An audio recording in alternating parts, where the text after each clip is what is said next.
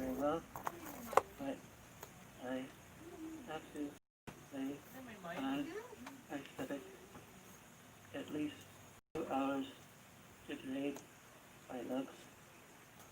Otherwise, when I sit up, my lugs don't grade well. They put some plasma in my veins from somebody who had survived COVID and donated plasma. I have had COVID for about 3 weeks now. I didn't know at first.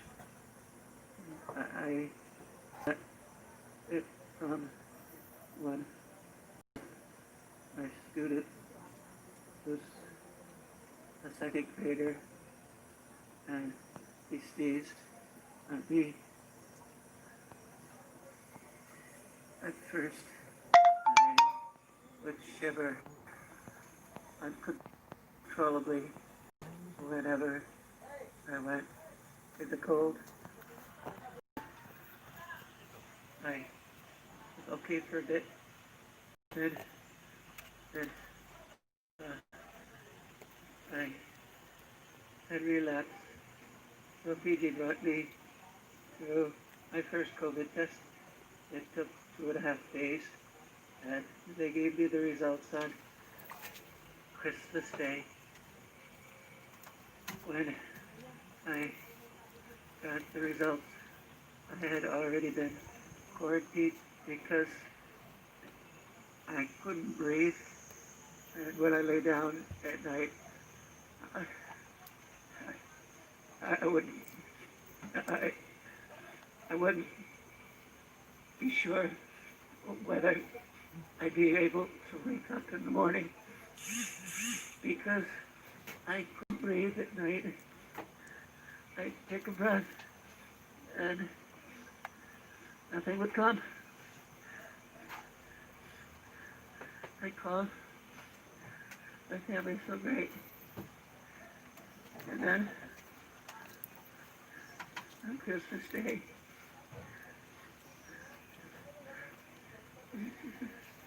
at 7 o'clock at night, Sally came up the stairs and she said, "Dad, my 91-year-old dad," she said he died.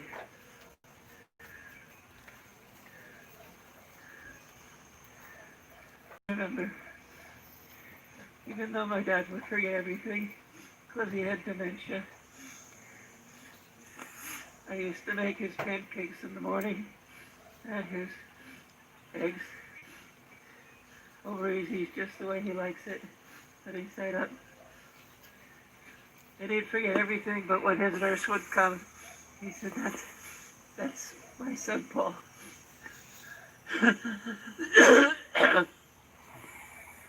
and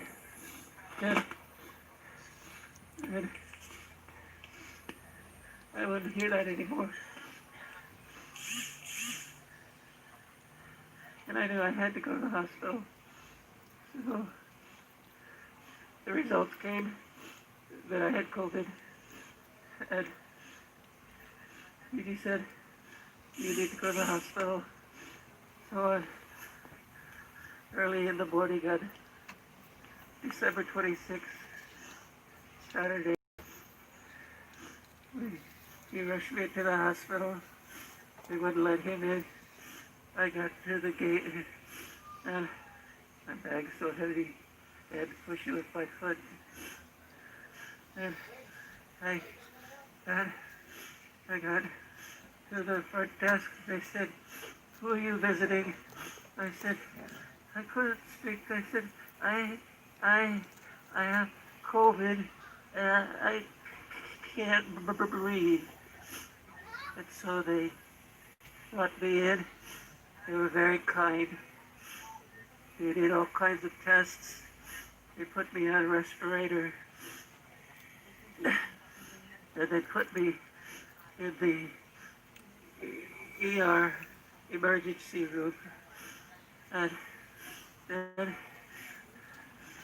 I really can't talk much longer, but today was very special.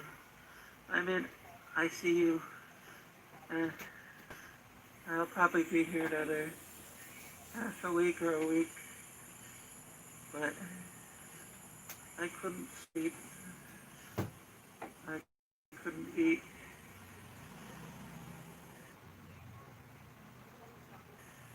couldn't drink, but little by little I keep a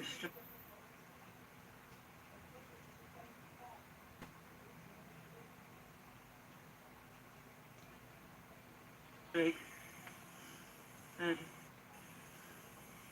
after trying, I couldn't stand TV because it's all commercials and it's really trash and hard to hear, and I figured out my cell phone, but I opened my Bible, and that red light on my finger that has my thing to check my heart, I used the light from my finger, kind of like beep, and I read Psalm 91. It was beautiful. It was so beautiful. God said, I'm there for you. You love me, and I love you. It's like Dad. God was saying, this is my son Paul. I just cried. I cried. Cried. God said, I got my angels surrounding you. I love you so much. God said, I love you so much.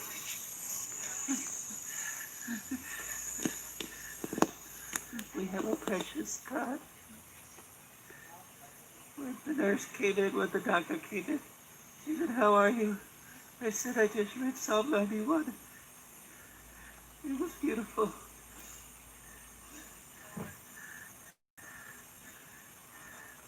God is so awesome. Shortly after,